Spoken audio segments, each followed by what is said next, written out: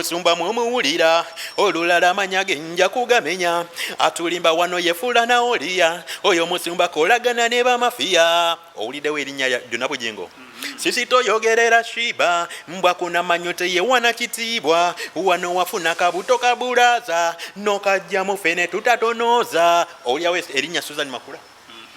yes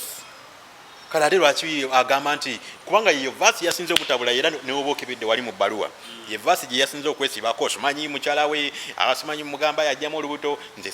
sogerako ku mukyala we nze nayimba bintu olina obuzibu ne Pastor Alesse Bwiino yenga omuntu ate personally nedda tebuliiwo olw'ensonga yes nga walabye mu bbaluwa nali mu ministry ya Canada ngenda kubanga wali okoleddeyo okusinziira nga kiraga ebbaluwa wali mu ministry novaayo of course nali muntu wa munda nnyo ate nnyo nenvaayo waliwo ebyabeerawo awo nenvaayo munaye nengenda mu ministry endala gye yagambye of course ministry endala bbaluwa kiraga n'ogenda ew'abalabe be ne kanisa zibeera n'abalabe ekyo ate mbadde sikimanyi ate nno mbadde simanyi munaye nti ne kanisa zibeera n'abalabe naye ekanisa gyayogerako gye naddamu eya Pastor Miracle Center eya Pastor Kayanja kale ate eyo bulijjo wabanga munaye nga agitwalanga abalabe be ate ekyo nakyo badde sikimanyi munaye ate gwe obeerawo ngaekanisa bye balabe bo ate gweoba mulalamu suspecting mbu bandibeera nga ye backup yo n'olunsonga lwaki wayimbye oluyimba olufaanaganako weruti nze mu Miracle Center era nayo nsavinga mu ministry naye obwo budde sisuubira nti Pastor Kayanja Bwiino wagamba nti gwe genda olumbe gundi oba gundi nze nnyimba byange ewa Bwiino nze nali mu gaali ye nga nzikola abasumba babeera n'eggaali gwe badde omanyi eggaali zibeera mu bayimbi boka bako ebyo naawe abasumba babeera n'eggaali ziri ate mbi nnyo muganda wange yes maniza nnyo walina ku SMX Media nange mu SMX walina tubeera ne updates buli lunaku buli kiseera story wejjira bwe tugikolera esinga okubeera ekikulu nti stories affe tuziconvertinga nezibeera nga ziweewuka datawo aleme kubeera nga agenda mungi kankusaba subscribing onyige ne ku notification bell tujja kubeera nga omissinga updates naddala nga zino wiiki eri naye wedde waliwo olupapula oba ebbaluwa bakuntumye oba ebbaluwa namutayiika gye twasiibye nga tulaba ng'eva mu house of prayer fena gye tumanyi eya Pastor Alesse Bwiino ng'ebbaluwa eno esaba Uganda Communications Commission ebeere nga ewera oluyimba lw'omuyimbi omu konzo ono omuyimbi kamunoonyeko osobole okubeera nga tuttaanya ensonga zineeno nina omuyimbi ono wemufunye nga njagala tulabe ekituufu kyekye lwaki Pastor Alesse Bwiino avaayo n'asaba okubeera nga oluyimba lwe baluwera oluyimba luno tuli mu kubeera nga twogerako baluyita Yeyita Mulokole simanyi wawe lwakwatidde nnyo Pastor Alesse Bwiino n'atuuka n'okuwandiika ebbaluwa mu Uganda Communications Commission babeere nga bawera oluyimba luneno sebo gye bali kale SMX nabwe gye baleko ebbaluwa yakutuuseeko first of all amanya n'eddoboozi bampita bize nateete nga ni musajja muyimbi yayimba ennyimba Yeyita Mulokole ebbaluwa yantuuseeko butereevu nnyo nga nawe yakutuuseeko nze nagisanze ku social media platforms gwe bagikusavinze oba no tebagisavinze naye nange nagisanze ku media naye nefuna ne information okuva mu sources ezimu nti yes kituufu ebbaluwa eyo yawandiikibwa era nga wagiraba ebbaluwa eyo ndowooza gwe atanaba kubeera nga ogiraba oba nga ogiwulirirako kanjikusomereko wanene ebbaluwa nga we yabadde egamba na buli kimu ekigirimu sobole okulaba lwaki ebbaluwa eno yawandiikiddwa ku luno oluyimba lw'omuvubuka ono ebbaluwa egamba nti House of Prayer Ministry International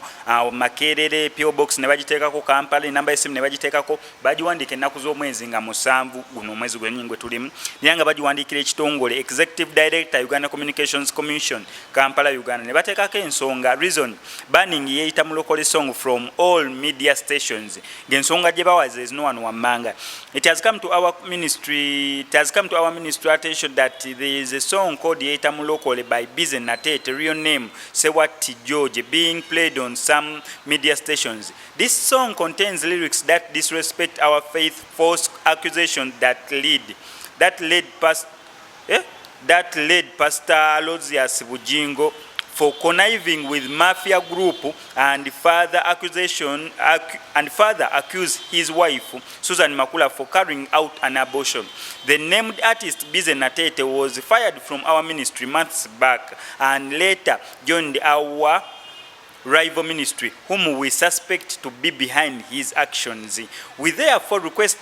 that this song is banned from all media stations to stop spreading false information. Once never take out, please refer to the attached copy of the song lyrics for more details. Thank you for your service to the communication sector mu ggwanga erya Uganda. Eyo yebbaluwa tulabyemu erinnya lya Pastor Rosias Bujingo, ne tulabamu erinnya lya Susan Makula, ne tulabamu n'ekiri highlighted mafia group nga neranga eno gye balifaringanga ku begase ne mwana mulenzi ono okubeera nga bayimba oluyimba luno.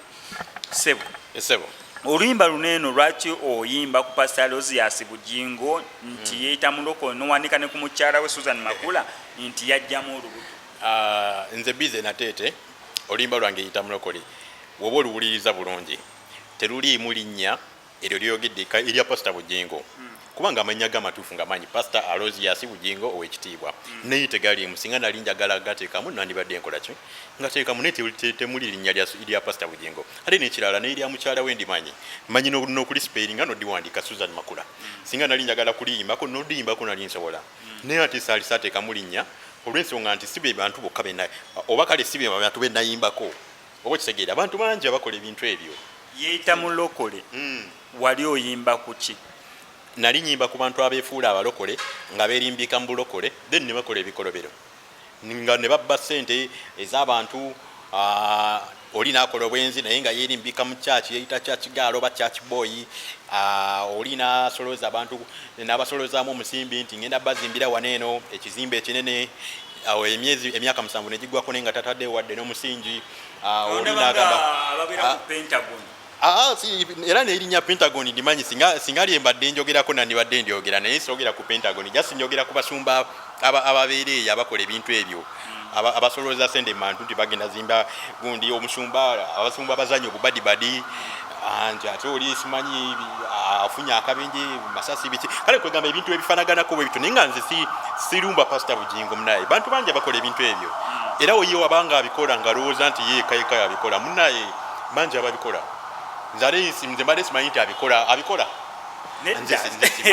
tuleme gendayo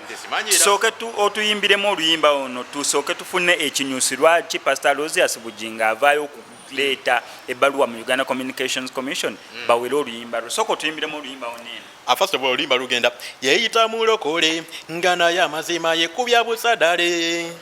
Yeyita Mulokole nga naye amazima yekubya busadale olyawo erinnya lyonna lyonna erya Bujingo verse esooka yasinza omutabula yeeno oyo omusumba mumuwulira olulala amanya genja kugamenya atulimba wano yefuula naoliya oyo omusumba kolagana ne bamafiya owuliddewo erinnya lyonna Bujingo sisi toyogerera shiba mbwa kuna manyote yewana kitiibwa wano wafuna kabuto kabulaza nokajjamu fene tutatonoza olyawo erinnya Susan Makula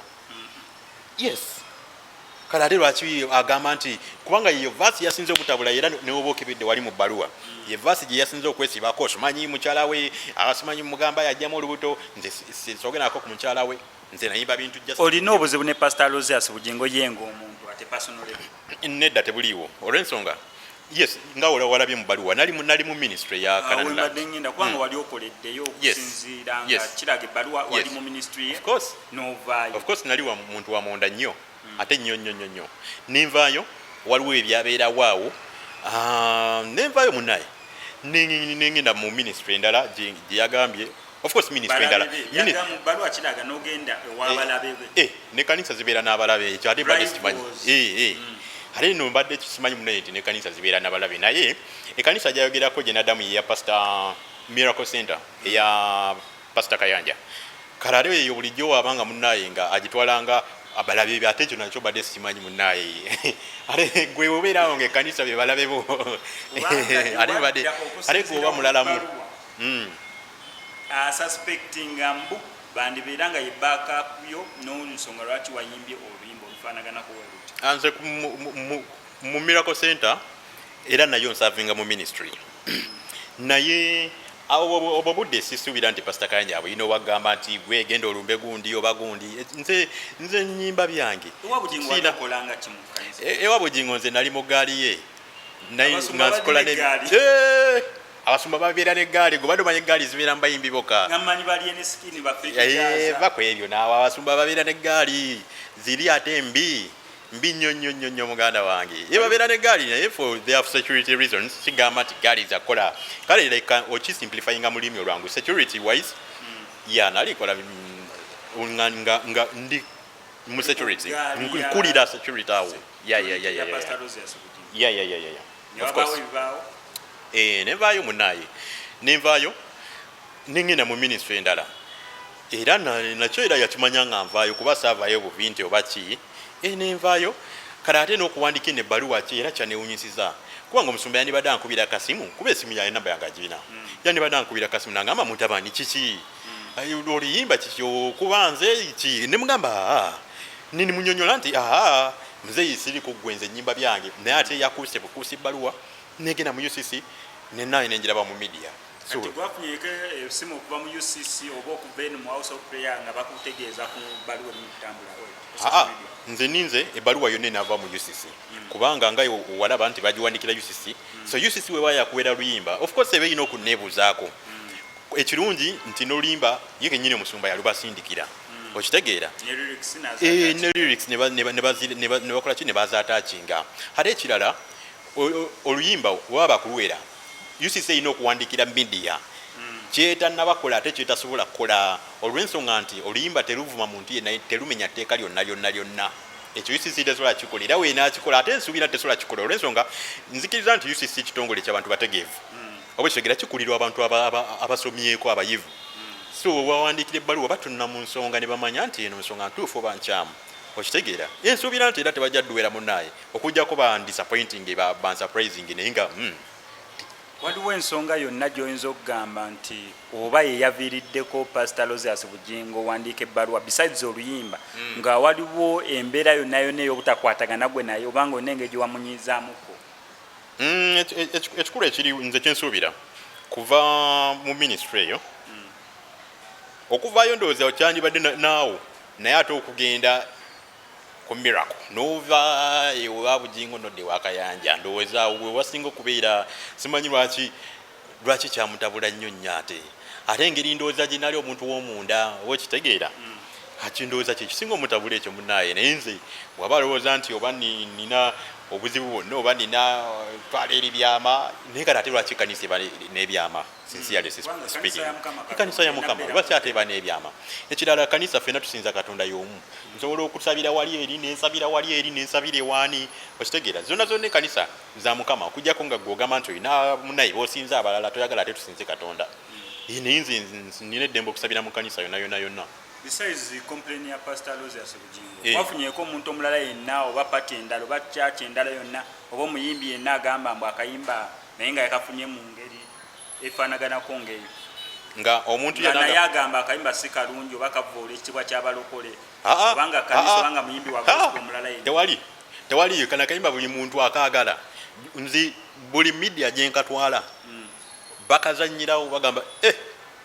tubadde tuludde okubeera ne music owakabi bwati oleese amasavu mu industry omuntu anakagala ali omwire yawandiisa ebbaluwa eyo abasinga bakagala kubukedde kazanya NBS kazanya media zonna kazanya actually ate era onsanze waneeno obudde lwakuba bunkutemu oluva wano ate ngenda katwalira ku Soloti media ogenda ku Soloti w'omusajja nze ntwala kayimba ku radio kazanye Yeyita Mulokole ngenda katwala ku Soloti media bakazanye ku TV ne ku radio kayimba kalungi waliwo omusumba yenna gwali ogambye mbu oba ne bakola ekintu nga kwebyo wayimbyeko ddala ng'omusumba naawe ng'okimanyi mbu yali akozeeko ekintu wekityo oza obutamwogera mannya naye okusinza kwebyo wayimbyeko bamanyi kubanga okusinza ku vidiyo we nagirabye nalabyemu omusumba ng'asabisa n'alinnya ku olukumi awo bwe yamaze omusumba yennyini yabadde asabisa ku kkubo ate n'agenda neyejavaana mwana muwala nga bali mu kolidde eri kati kyolina okumanya SMX nze bize nateete nakulira mu kanisa nali church boy kuva nga ndi muto nakulira mu kanisa nali mu kwaya ya mu kanisa Ekkanisa yenkuziza oba okitegeera. So ate si kkanisa emu si kkanisa si bbiri obula amakanisa ag'enjawulo okitegeera. So ebintu bino mulimu ekkanisa zenagendangamu okusaba naye nga honestly ovaayo gwe wekka olw'ebikolebwayo. So makanisa mangi gendamuddemu basumba bangi bendabye naye nga byebakola bulya ekikola kimu n'otayogera church na kanisa naye n'ogamba onali mweno kanisa kino pastor yakola ekintu wekintu. Waliwo ekkanisa gye nalimu ne tusonda ez'okuzimba ekkanisa twazisondera n'emyaka ne tusonda naye era twakomekereza ng'era enkuba etukubira wabweru awo nga ebisooto ne tusabira mu bisooto awo naye nga tewaliwo wadde n'omusingi. So eyo nayo gyeri n'ekkanisa nagibeeramuko nemala nenjivaamu lwakwanza ndi mulokole mu buufu oŋŋamba nedda ate no munnange nze sibanja Pentagon. Ababanja Pentagon babalala nze sinabanja ku Pentagon era oluyimba lwange towulyamu nti simanyi njagala Pentagon. Nze manye Pentagon nze sina buyinza obwo nze sibanja bintu byemmanyi nti sibifune manje ekintu kyemanyi nti nja kukifuna. Pentagon tetugifune mubanje muli baddembe mubanje Pentagon tugenda gifuna just omusajja yagamba tugira tulindako emitima gisooke gikole kigikakane Pentagon tujjagizimba era mugira mukakkana nga n'ebiwundu ebiwona ebyamasasi mubanje bajja gizimba naye nze sibanja Pentagon. By the way nange nateekako leero bangwe mpulidde ka sound akala ka Pastor Bujingo ngagamba Pentagon tujja gizimba naye tetugenda gizimbira ku lw'abasirusiru abatubanja tugenda gizimba ku peesi yaffe naye si ku lw'abagwagwa abamujji mupeeka. Ekirungi kiri nti nze siri omu ku abo abasiru be yayogedde olw'ensonga sinaba kubanja ku Pentagon. By the way nze nange nze omu ku bantu abasonda sente eza Pentagon. Bulungi nnyo obukadde obuwera nasonda sente nawaayo sente naye we natuukira ovaayo nakimanya nti ezo oba kale nzireseeyo katugira tukakana emitima nga yagamba kukakana mitima katugira tukakana emitima nga osanga bajja gizimba manya kale bajja gizimba naye nze si gye nabanjiza era wabanga yaweza oluyimba Yeyita Mulokole olw'okuba bamugambye nti simanyi manja sinze yabanja Pentagon bannaye nze nayimbye oluyimba Yeyita Mulokole oluyimba baluyita Yeyita Mulokole ate sigamba nti gundi Yeyita Mulokole tewali linnya lyenateekamu sinabanja ku Pentagon nze ababanja Pentagon mubanje nze sibanja Pentagon. Tosobola kwata kasimu n'omukubirako n'omugamba taata wange mukulu munnange kintu kiriwo ekiti neweekiti right now takyazikwata takyazikwata esimu zange takyazikwata olw'ensonga kale navaayo era nga walabye nti I was fired mu Luganda kitegeeza nti nagobwa mu mwiri ministry nga wegambye waliwo ensonga ezaaliwo zataata ddoomu nange ze sitajja tteeka wano mu mawulire. So ensonga ndowooza munaye zatwawula then zanjawulako eyo ministry so sikyasabirayo era n'essimu zange takyazikwata. So kati siina ngeri okujjako ye waatu wabankubidde munaye so lagaana kukwata simu ze. Ate omukyala by the way Susan era mutumidde nako munnange njagala era mutumireko kuba nkimanya evidiyo nagenda giraba yali mukwano gwange nnyo. Susan Makula a very good friend, she's a very good lady. Naye ate kati omusumba wagamba nti ate Susan Makula ate gwe nagamba nti yajjamu olubuto kakale ate awo obanga atubuulira nti ate kyaliwo kati bwe kiba nga kyaliwo ate nze mbadde sikimanyi nti naye yakikola wabanga yakikola oba ekitegeera nze ennyimba ya gundi yayo ababa abikola abajjamu embuto naye ng'ate bagamba ate shiba yambala bw'ati totera birabe ku social media nwagi nateeka ebifaananyi olajjawo obuwala bwefula obwatya obwekkanisa ennyo obutuukirivu nwagi okunama nwagi shiba okola blablabla naye ng'ate bwe badde eri boba ebibi byabwe byo babikolera eri oba ekitegeera ate nga bo bakola ate ebibi ebinene n'okusinga ebyabaneeno oba ekitegeera so kati be bantu bennyimbako bize natete kyekiddako just in case Uganda Communication Commission econfirminze embudda kituufu obanga waliwo embeera yonna gye bagamba mbu oluyimba luwerebwe webale nnyo.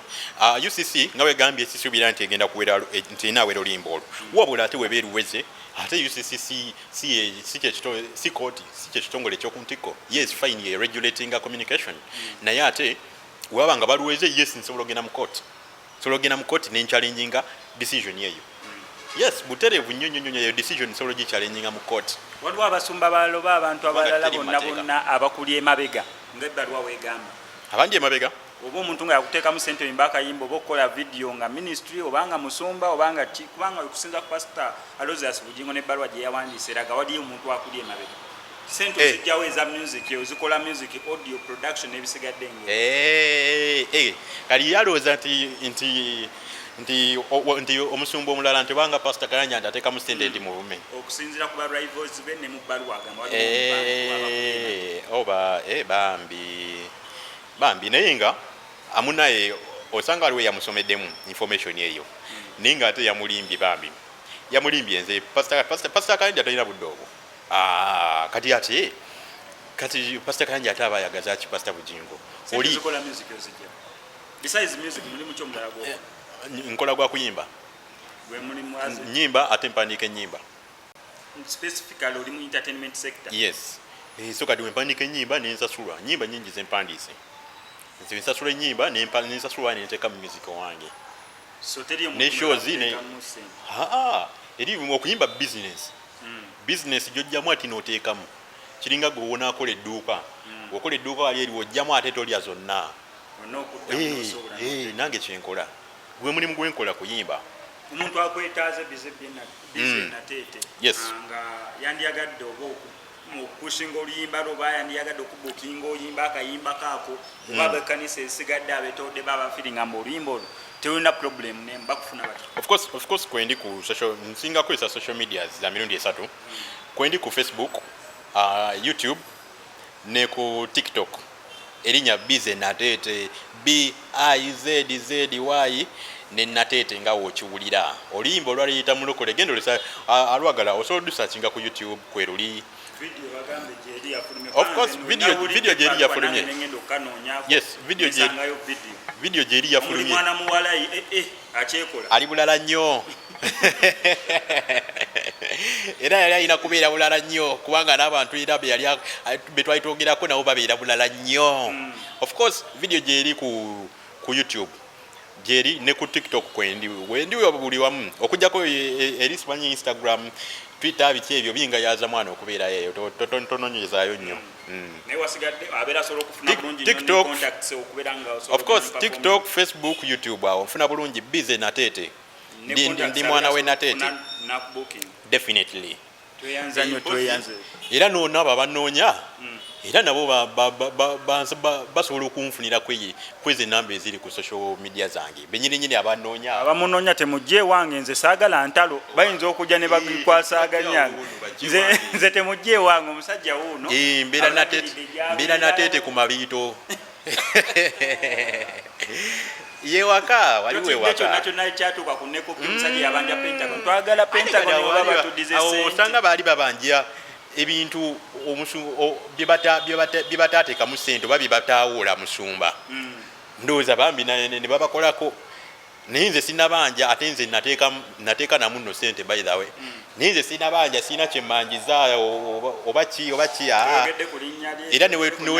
newe nasabiranga ku Kanani Nandi era twasabirangawo mu tenti awo mu nfuufu ne tokuba amazina mu bisoota awo nga sibanja Pentagon era sinagibanjako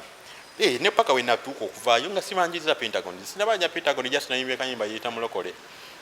ngatto ziizo gwe zituuka zambale of course Otito tubadde waneeno ne bize nateete kuba nagambye omusajja ono kansooke munoonyeeko aclarifyinge ku nsonga y'ebbaluwa eri mu kubeera ng'etambula ku social media platforms ez'enjawulo kyonna kyonna kyotategedde osobola obuuzaawo mu comment section gyasobola bulungi nnyo okubeera nga oddibwamu kugambye mufollowing ku TikTok, Facebook, YouTube bize nateete ye platform gyakozesa akayimba bakayita Yeyita Mulokole osobola ogenda n'okanoonyaako nawe n'olaba ku nsonga edda kituufu Pastor Alose Bujingo okubeera nga akawera akayimba oba omwana muleke akuba endongoye wetyo tubadde waneeno abasiraamu twatandise dde okubeera nga tusiiba tubaagaliza ekisibo banaye mbadde nerabidde mwana abasiraamu mwena mbaagaliza Ramadan Karim, you know, kantumineko bambi omanyi mwana nakubako ku kyeyawe Dubai so ninayo mikono gyange mingi abasiramu kantumireko abaana bali ku kyeya abaana aba Saudi Arabia ab'omu kiyumba abe Dubai Abu Dhabi ab'omu bed space edeira mwena bambi mbagala nnyo mwena abe Qatar mwena mbatumira akabasira mwena bambi mbagaliza ekisibo ekyakabi omwezi ogwa Ramadan omutukirivu ogw'emirembe. Amina. Wetu tubadde wano ku SMX Media. Kamusaba subscribing, like, ngene notification bell. SMX, I sign out.